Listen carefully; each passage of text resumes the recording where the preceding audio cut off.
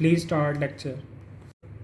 Lecture 1, Introduction to Database Management Systems Introduction. Hello students, and welcome to this course on Database Management Systems. Today, we'll be discussing the fundamental concepts and key features of a DBMS. What is a DBMS?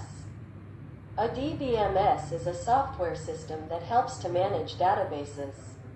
It enables users to create, store, retrieve, and update data in an organized and efficient manner.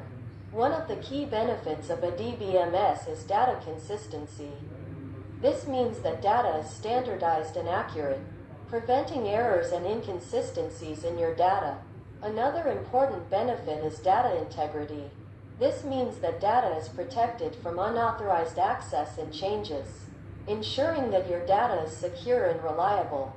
Key functions and components of a DBMS. Now that we understand what a DBMS is, let's take a closer look at the key functions and components that make up a DBMS. The key functions of a DBMS are: data definition, defining the structure and type of data that can be stored in the database; data manipulation, creating, modifying, and deleting data in the database; data control, managing access to the data to ensure its security and integrity; user administration, managing user accounts and access privileges.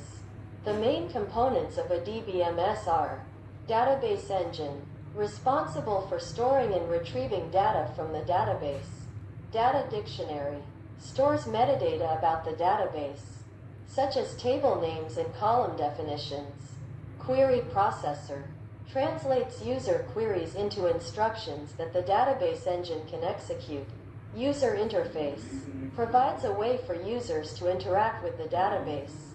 Types of DBMS. There are several types of DBMS, each with its own strengths and weaknesses. The most common types of DBMS include: hierarchical, organizes data in a tree-like structure, with parent-child relationships between data elements; network, similar to hierarchical, but allows for more complex relationships between data elements; relational, organizes data into tables with rows and columns, and uses SQL to manipulate and query data; object-oriented, stores data as I have a objects with question. properties and methods, and supports inheritance and polymorphism. NoSQL, non-relational databases that store data in a variety of formats, including key-value pairs and document-oriented. Different types of applications may benefit from different types of DBMS. For example, a hierarchical DBMS might be used for storing organizational charts, while a relational DBMS might be used for storing customer orders and invoices.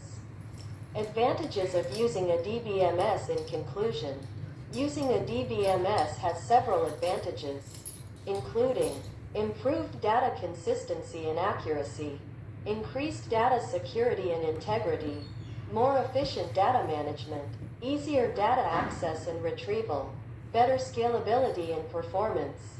Lecture 2, Relational Database Design and Normalization. Introduction. Welcome back, students. In our last lecture, we introduced the basics of database management systems. Today, we'll be discussing the relational database model and learning how to design a database schema. The relational database model. The relational database model is the most widely used database model today. In this model, data is organized into tables with rows and columns.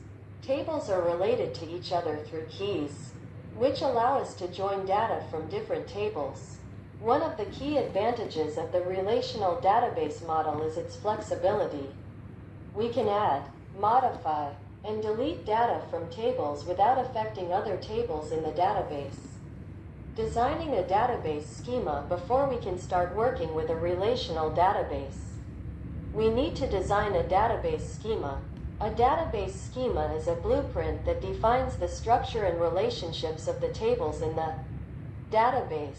To design a database schema, we typically follow these steps. 1. Identify the entities that we want to store in the database.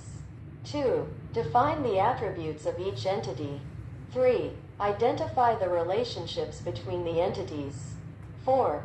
Normalize the schema to eliminate redundancy and improve data consistency. Entity relationship diagrams. One useful tool for designing a database schema is an entity relationship diagram. An diagram is a graphical representation of the entities and their relationships in the database. In an diagram, we use symbols to represent entities, attributes, and relationships. For example, a rectangle represents an entity, a circle represents an attribute, and a diamond represents a relationship. Normalization is the process of organizing data in a database to eliminate redundancy and improve data consistency. There are several levels of normalization, each with its own set of rules. The most common levels of normalization are: first, normal form, 1NF. Eliminate repeating groups and create a separate table for each set of related data. Second, normal form, 2NF. Eliminate partial dependencies by creating a separate table for each subset of related data. Third, normal form, 3NF. Eliminate transitive dependencies by creating a separate table for each non-key attribute. Normalization helps to ensure that our database is efficient, consistent, and easy to maintain. Conclusion. In conclusion, understanding the relational database model and database schema design is essential for building effective database applications. In the next lecture, we'll be discussing SQL, the language used to manipulate data in a relational database.